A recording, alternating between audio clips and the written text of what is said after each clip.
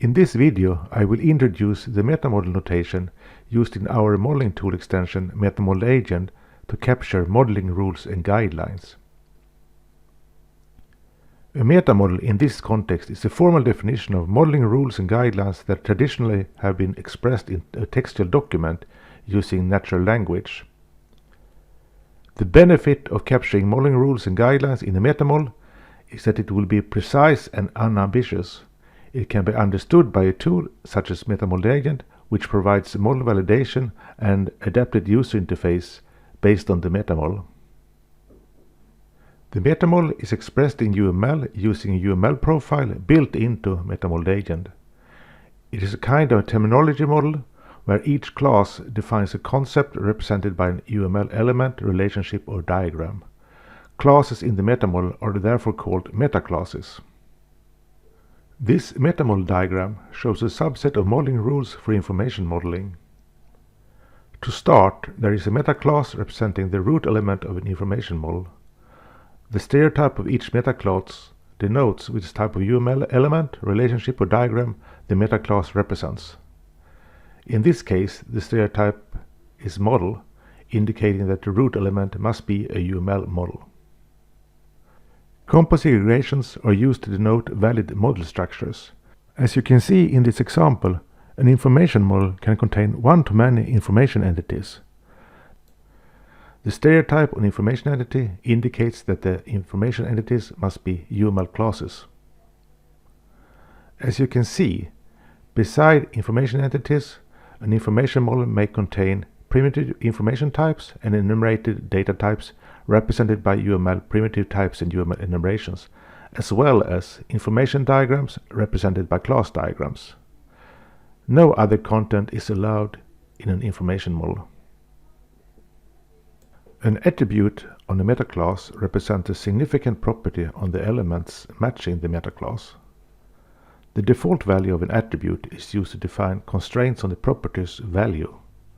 Standard regular expressions may be used, as seen in the name rule of information entity, which says that the name must start with an uppercase letter.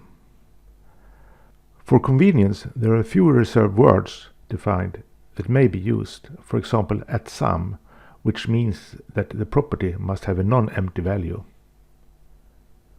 The stereotype indicates the severity of the corresponding property. The stereotype rule means a hard rule which will lead to an error if not fulfilled. The stereotype rec means a recommendation which will give a warning if not fulfilled. For the root element, you can see that it must have a non-empty name, and it's the recommendation that it has a non-empty documentation. There is also an info level available, not shown in this example. Attributes with the stereotype key has a special meaning, as they must be fulfilled for the element to match a metaclass.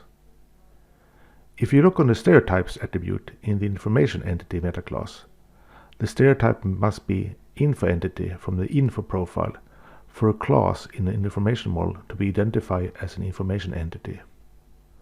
All other classes in an information model would be unidentified and reported as invalid elements. Rules for references between elements may be expressed as plain directed associations or attributes. The example shows that the type of an information attribute must be an information type, which is an abstract concept that could either be an information entity, primitive information type, or enumerated data type. The semantics of abstract metaclasses and generalization relationships between metaclasses thus have the expected semantics. Rules for valid relationships are expressed in the same manner. You see that an information entity may have arbitrary number of information entity inheritance relationships where the target must be an information entity. Shared aggregations are used to denote valid content in diagrams. As you see, an information diagram can display 0 to many information types, which could be information entities, primitive information types, or enumerated data types. This example covers only a small subset of the rich metamodel notation available when using MetaModelAgent. A user manual of the complete MetaModel notation can be downloaded from our website MetaModelAgent.com. Thank you for watching this video. Like it, share it and comment whether you find it useful or not. Any kind of feedback is welcome. If you want more information about MetaModelAgent, look out for our other videos and visit MetaModelAgent.com.